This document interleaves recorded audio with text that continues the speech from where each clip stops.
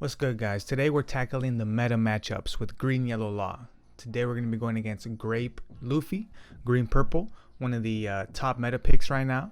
A lot of people are struggling with it. A lot of people are having a tough time beating that deck. To be fair, it is a pretty high tempo deck, so I had a pretty crazy match against it. So let's get right into it. Alright guys, we got the matchup right here. Grape Luffy against Green Yellow Law. If you guys don't know what the leader does, I'm going to read it right here.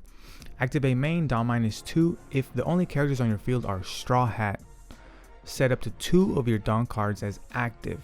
Then this leader gains plus 1000 power until the end of your opponent's next turn, and that's Dawn -2. So you pretty much do Dawn -2, 2 rested Dawn, and then you get 2 active Dawn back. Or no, not back up. 2 of your rested Dawn gets set to active. Pretty interesting ability.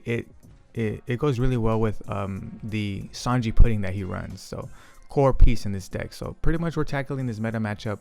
I opt to go first right here. I search the Cavendish first turn of the game, which is amazing. It's like the best search that we can get. So my whole strategy here is to look for my Cavendish. Obviously I do want to be able to get rid of the Sanji pudding. Sanji Pudding is a card that's going to be enabling this Luffy to really do what he wants to do.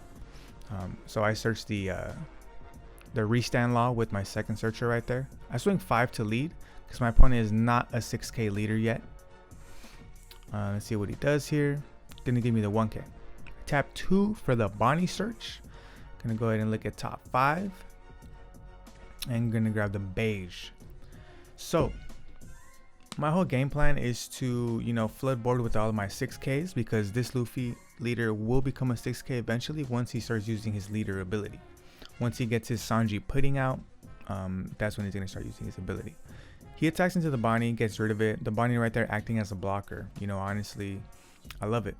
Every time I use that Bonnie, it always feels rewarding, because not only is it searching me a card, it's also protecting my life from a potential attack. Really, really great card. My opponent plays the Frankie right here, which I believe is a Dawn ramping Frankie, and he passes. I don't know if that's his most optimal play. I don't know what other cards he runs, but I felt pretty safe when he played this right here. I didn't really feel a threat. I did see that it ramped, so that was kind of a worry for me.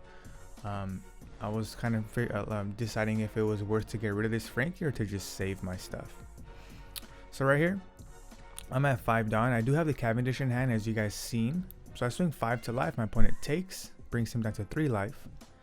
Then I play the Cavendish, restand 2 Dawn.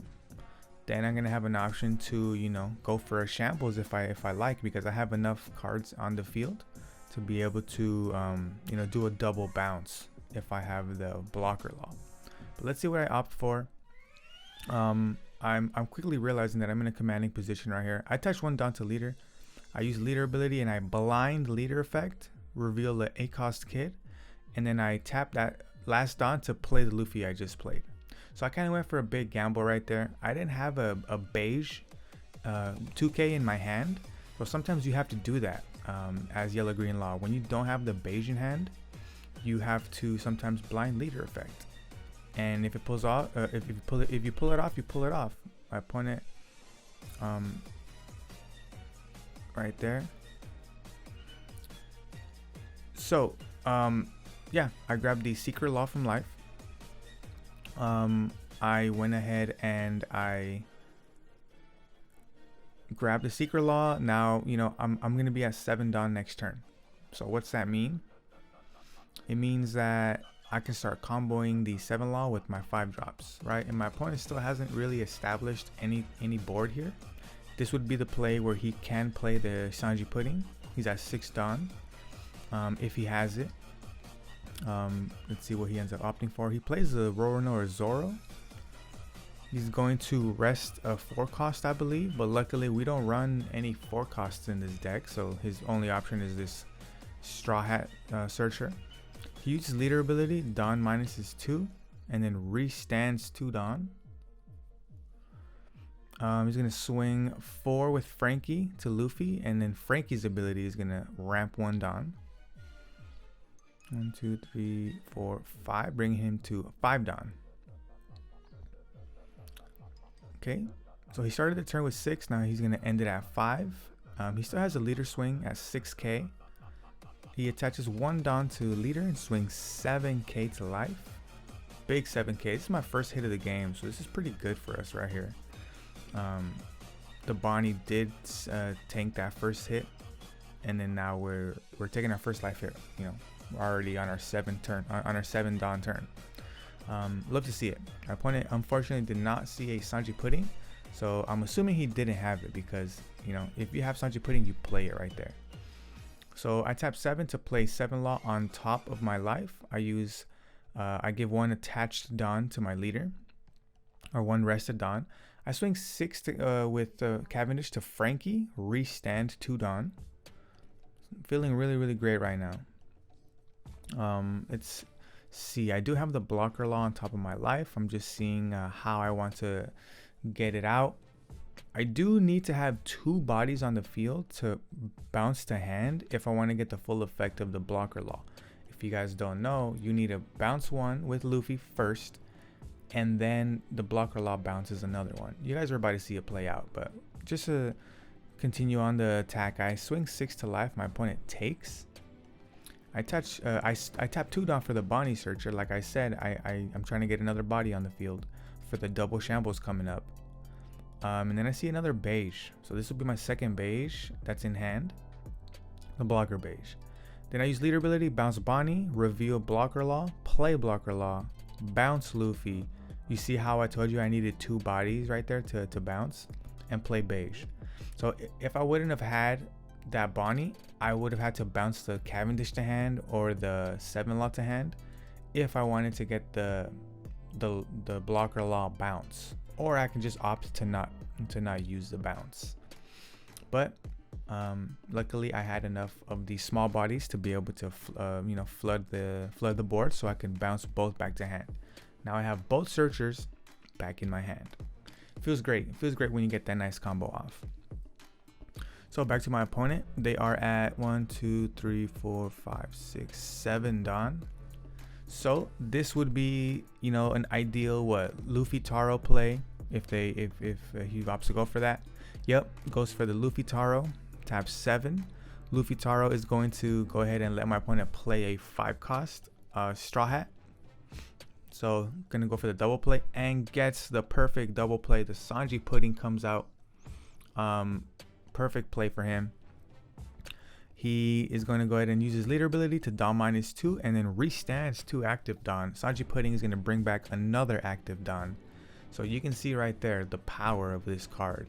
Every turn you're doing Don minus with Grape Luffy, and Sanji Pudding is just going to be getting you back that Don for free. There's a lot of crazy combos you could do with, you know, Grape Luffy if you have more than 1 Sanji Pudding back. My opponent is going to swing 7 to Cavendish. I really want to keep this Cavendish on the field because, you know, my opponent really only has 1 more swing. It's going to be a 6k. And one thing that I really take into consideration when my opponent is attacking my board is the amount of spaces I have. Right? I have 4 things on the board, and I know in my head that the next turn I want to play a Eustace Captain Kit, and in order to do that I need 2 spaces on the board, because I want to play the kid, and then I'm going to use the kid ability to play a blocker. So if I keep the Cavendish on the field there, I would have to really sack something to be able to play the kid and another blocker, because I would be running out of spaces, right? So that was my thought process right there. I was like, okay, I'm gonna give the Cavendish, that way I can play the kid and a blocker and not have to trash any of my own cards.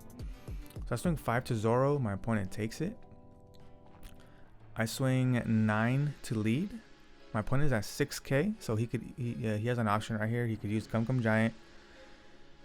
He's gonna go ahead and use Gum Gum Giant, Don -2, trash a card from hand,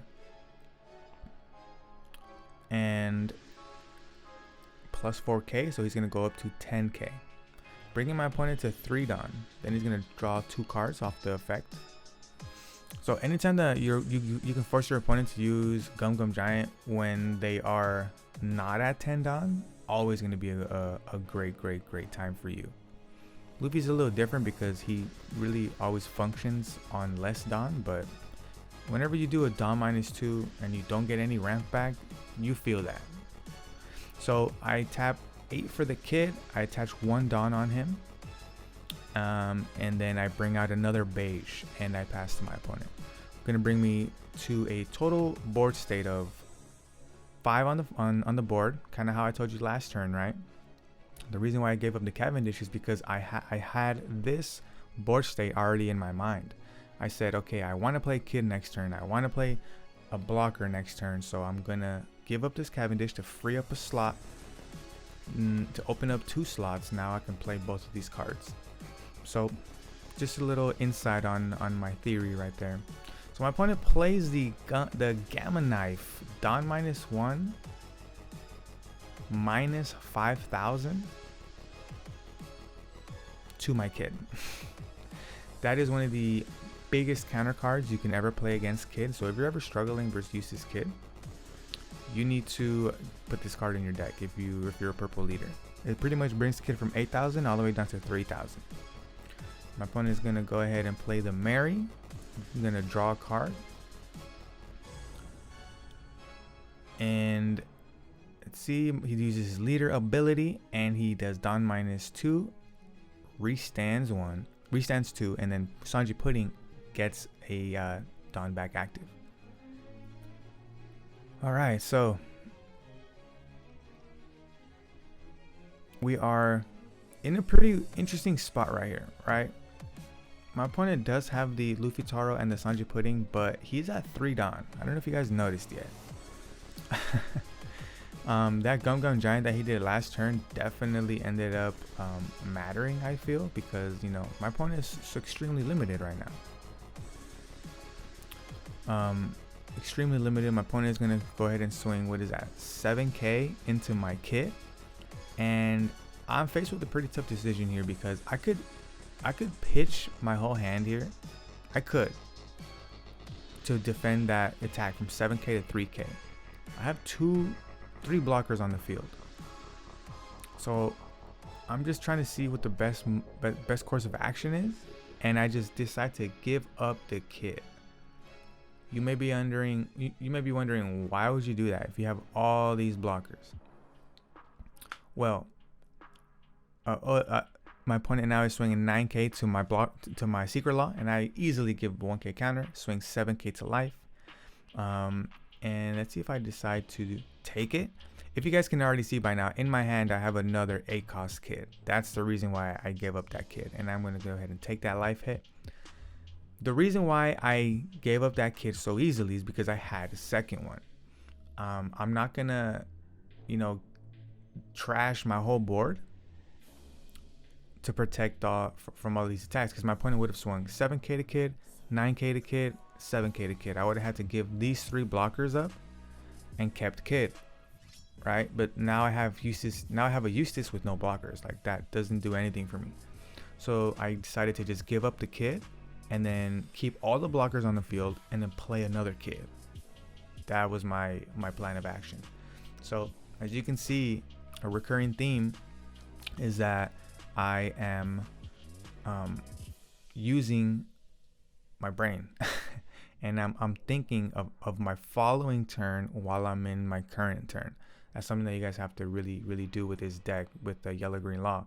You have to look at a lot of different factors. You have a lot of different combos that you can do. Sometimes it can be overwhelming, but play a lot of games on this champion and you will be happy with the work that you put in. This is a very rewarding deck where if you play a lot of the games and you learn how to play the deck by playing a lot of games, you will be rewarded. So my opponent takes the life hit right there. He takes the 9k. Perfect. We love to see it. My opponent is at 1 Dawn, by the way. Or no, he's at 3 Dawn. I'm sorry. I saw the 1 active. He has 1 active Dawn, so he does have access to the Gum Gum Giant. But if he does so, it'll bring him down to 1 Dawn. right? So definitely taking that into consideration. If he's at 1 Dawn, there's not much that he can do with all of these blockers that I have. And I'm going to swing 6 to my opponent. 6 to 6, a straight up shot. Let's see what he ends up doing here. He's going to go ahead and take that hit. All right. Baiting me, because I was really thinking right here, damn, I could attach all this Dawn to beige. That's 10 Dawn. 10 Dawn on beige would be 11k. My opponent would just have to do a Gum Gum Giant to bring him up to 10k, and then 2k out of it. So I was like, the likelihood that he has that, I don't know if I want to risk it. I did have the option of putting it all on leader as well. Swing a big 15k. But my opponent did have like 5-6 cards in hand right there. And I didn't want to, blow it. Very easily you can mess up and miscalculate counter when you're going against Grape Luffy. And any purple Luffy card or leader that has access to Gum Gum Giant, you always got to be careful, because they do Dawn -2 and then they plus 4k and then they draw 2 cards, so they could easily draw into some 2ks, into some counter. So right here I'm just weighing all the options. I did have a restand law and in my hand, so I was definitely considering a possibility of swinging twice with this beige too. Like I was really considering some pretty devious options. I was like, damn, I could put a restand law in my life, and then I can, swing 9k with beige twice. Like I was really considering all the options. So I attached 1 Dawn on leader and I just swing 6. My opponent gives me a 1k. Yeah, my opponent has a good grip of cards in his hand right there. So definitely scary, definitely worthwhile thinking this last turn out, right? We had such a great game, such a great board state. We played the kid. It's looking great for us. And I don't want to jeopardize that by rushing towards the finish. I feel like that's a lot of things that people do. Like, you get excited, you're like, oh damn, my opponent has 0 life. Let's just try to end it right here. Slow down a little bit. You ain't got to do all that. Play slow, play methodical, trust the process. I'm gonna go ahead and play 8 for the Eustace Kid here. I'm gonna activate Kid ability. Gonna go ahead and trash this restand law and play the Zeus. Zeus is gonna go ahead and KO Sanji Pudding, and I'm gonna take a life and pass. Banger turn right here. Have you guys ever seen that? Come on now, give me some props. Eustace Kid bringing out the Zeus and KOing Sanji Pudding to pretty much guarantee my safety for the following turn. So pretty cool interaction that you can do with that. I didn't need to bring out a blocker with the kid because I already have 2 blockers.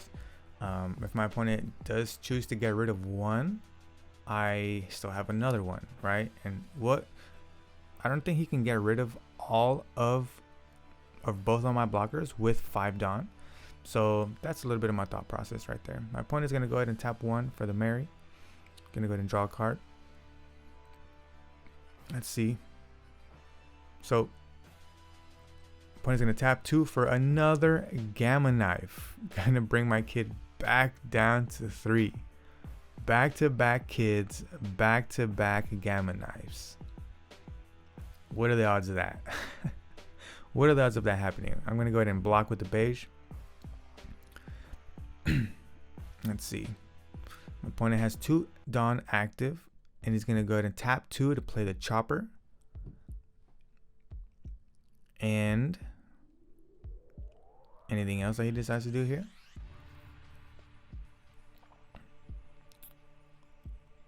He's gonna use his leader ability, Dawn -2, and then restand 2 Dawn. Okay, Kid is at 3k. He's gonna attach 1 Dawn to leader to swing 7k into Kid. All right, 7k, a big 7k. I'm gonna go ahead and block with the beige. and that's going to be my opponent's turn right there, and he passes to me. So pretty nice turn that I did last turn, right? I established a, yep, there you go. I just attached all, oh, wait a minute. Let's not get hasty here, guys. I almost threw the game right there. I didn't realize that 2020 Chopper was a blocker, but it was sitting right in my face. Alrighty, so yeah, we don't rush it. We don't rush the ending, especially on this leader. Green Yellow Law is a fast leader. He's a very fast deck. Spreads board fast, takes his own life fast. I swing 10 to life. We take board fast, or we spread board fast. We take our own life fast. We bring our opponent's life down fast, right? It's a very, very fast deck. Very, very fast. Lots of room for error. So just because the play style is fast doesn't mean your turns and your decision making needs to be just as fast. Like, definitely think it out. You have a lot of different options that you can do. I do have 9 Dawn active. Just trying to figure out, you know, if I want to send it all with Kid. Definitely scary. Like, even though my opponent has no life and he has 1 Dawn active, it's scary, you know. It's scary doing these turns right here. Like, I'm over here thinking, damn, do I go for board? Do I just end it? Do I just attach it all on Kid? And I was just doing the math. And I send a big 17 to life, and my opponent is going to, you know, he ain't got the counter. So what do you have? 2 secrets, 2 Sanji puddings, a Zoro, damn, 1, 2, 3, 4, 5 bricks, and then a 2K. So there you have it. That's gonna be game right there. Pretty fortunate game for us. I believe my opponent did not see the Sanji pudding as early as he would like. He had to wait until his 7 Dawn turn to play the Sanji pudding off of the Luffy Taro. So that's what I would say would be, you know, something that worked in our favor. Definitely, you know, great game. And just as a reminder, guys, Green Yellow Law is a very fast and complex deck because there are so many combos that we can do. There are a bunch of different combos, a bunch of different routes, a bunch of different avenues that we can play. It's just about, you know, choosing what's right for the present moment. And not only that, it's, you know, it's about thinking of your following turn. Like that turn where I had the Cavendish being attacked into, and I choose to give it up. Most instances, you're protecting that Cavendish. But, you know, I did have a Kid in hand. I had 2 kids in hand at that point. So I was already thinking of the following turn to play Kid and a blocker, and then the turn after that to play another Kid, right? So definitely I would highly recommend you guys take your time with this deck, learn it, and not only think about the present moment, think about what you want to do eventually. You gotta look at your hand in the start of the game and just decide, okay, cool, this is my 3 Dawn turn, 5 Dawn turn, 7 Dawn turn, 9 Dawn turn. I want you guys to start thinking like that. Okay, so there you have it. That was this game right here. Hopefully you guys enjoyed it. Hopefully you guys learned something. And if you guys have any questions, let me know in the comments. Go ahead and like the video. Don't forget to subscribe. And I'll catch you guys on the next one. Later.